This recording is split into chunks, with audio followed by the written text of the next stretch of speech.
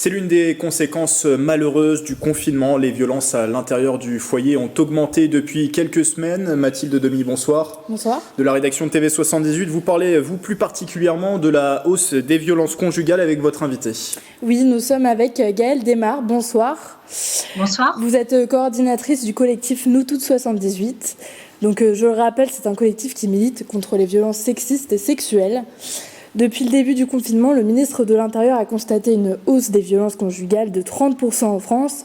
Est-ce le même constat dans les Yvelines ? Oui, a priori, dans les Yvelines, ça suit la même tendance. J'ai pas de chiffres exacts, mais on sait qu'au niveau des plateformes de chat ou d'appel, il y a une hausse de 20 à 30% des contacts. Certaines femmes et enfants sont du coup confinés avec des personnes violentes.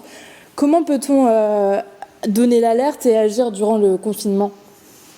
Alors, il y a plusieurs systèmes qui sont possibles, parce que c'est pas toujours facile d'appeler justement pour donner l'alerte quand l'agresseur est présent avec nous. Donc, il y a des systèmes de chat qui sont également accessibles la nuit sur arrêtonslesviolences.gouv.fr. Il est possible aussi de contacter par SMS le 114.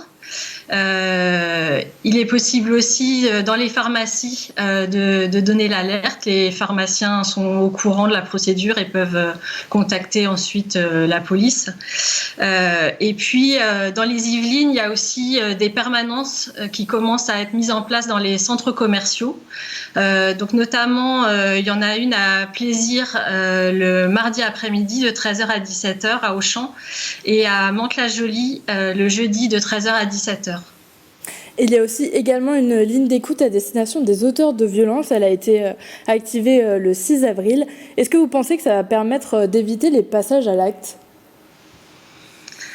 Ça peut éviter. Le problème, c'est que les auteurs de violences sont pas forcément conscients en fait du problème qu'ils peuvent avoir. Mais si, en effet, pour ceux qui arrivent à prendre conscience de ça, je pense que ça peut les aider d'avoir cette possibilité-là d'en parler à quelqu'un.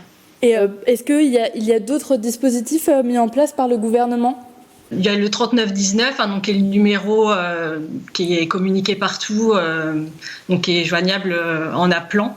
Donc ça, c'est vraiment un numéro qui va permettre d'orienter ensuite vers d'autres associations qui pourront aider plus précisément.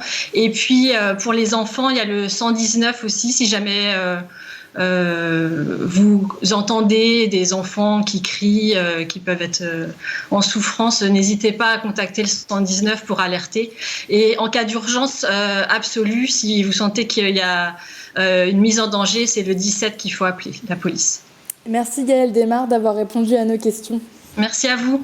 Et merci à vous Mathilde. Je précise d'ailleurs que dans les Yvelines, plusieurs acteurs sont engagés dans la lutte contre les violences faites aux femmes. On parlait de cette association, ce collectif Nous Toutes. Il y a également le CIDFF, qui est le Centre d'information pour le droit des femmes et des familles, qui a 50 antennes sur le territoire. Alors en ce moment, forcément, tout est remis en question. Mais en tout cas, le numéro qui s'affiche, vous pouvez le joindre. À Montigny-le-Bretonneux, il y a également un centre qui s'appelle Equinox, qui héberge l'Étincelle. C'est un lieu d'accueil de jour des victimes. Enfin, il y a aussi une autre association, l'association Women Safe, qui prend en charge ces femmes victimes de violences ainsi que leurs enfants.